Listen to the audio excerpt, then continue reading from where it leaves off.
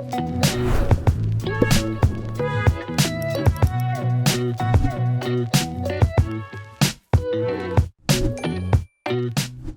this is your first time seeing my face, my name is Babs, a budgeting coach, and I do content around personal finance, lifestyle, and brand work. And today, like the title and thumbnail have said, you need this video to help you decide whether or not to invest in the two new reopened infrastructure bonds. So the two new bonds that have just been released are approximately a bit higher than 13.5% interest rate, both of them. And here's the thing, I'm not going to tell you to rush and invest. What you need to understand is that the psychology behind choosing the right bond goes beyond just the interest rates. And this video is here to help you navigate that decision making and help you decide whether or not this investment makes sense for you and your personal situation. So we're looking at two infrastructure bonds. One is 11.8 years remaining at 13.98, and the second one is 15.1 years at 14.399%. But get this, the interest rate is actually the least important part of these bonds, right? The most crucial factor is always to ascertain or determine whether the bond or any investment for that matter aligns to your personal goals. As an individual, if you're a household, they must align. So you don't do general mass copying and following everybody. You have to make a decision based on your personal situations and you. Another interesting piece to take note of is the redemption structure of these bonds, which happen to be a little bit different from what we're used to. So pay attention to that, and I will dissect that in this video. So here are the basics, and I'd like to double check. So minimum investment amount is 50,000. That one we know.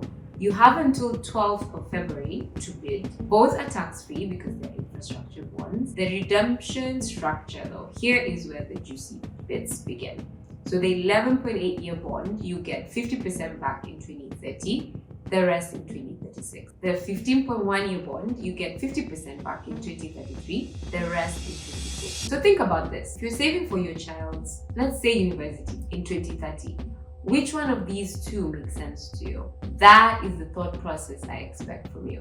And this is where most people mess up, because you will probably choose the best bond as per the best interest rate, but actually forget to align this with your actual goals.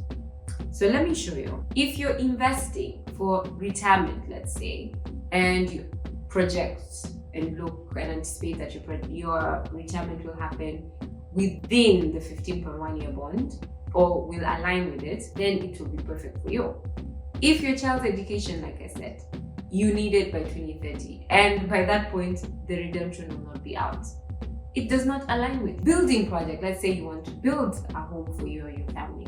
Again, if the money is not available to you as per the date that you need the funds, then the investment does not align with you. You have to choose the blueprint that fits your situation.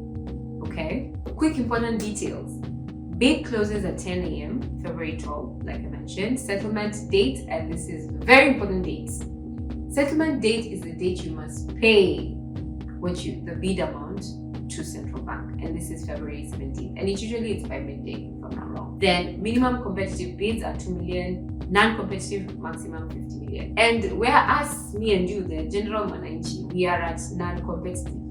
Yeah, so we are being given much more than the competitive ones. And the competitive usually go to banks, insurance companies, the bigger companies. Before you rush to invest, again, write down your potential financial goals for the next 15 years, or rather the period of these bonds, right? Match those dates with the redemption schedules that the prospectus have shared with you. That's how you make the smart choice. Very important. Align investment to your goals. Look out for the next video where I will be breaking down the prospectus as usual, but this one was very important because I wanted to preempt that video by saying that don't just follow the masses, do what makes sense for you and your family. So without further ado, please like, subscribe, and as always, look out for the next video.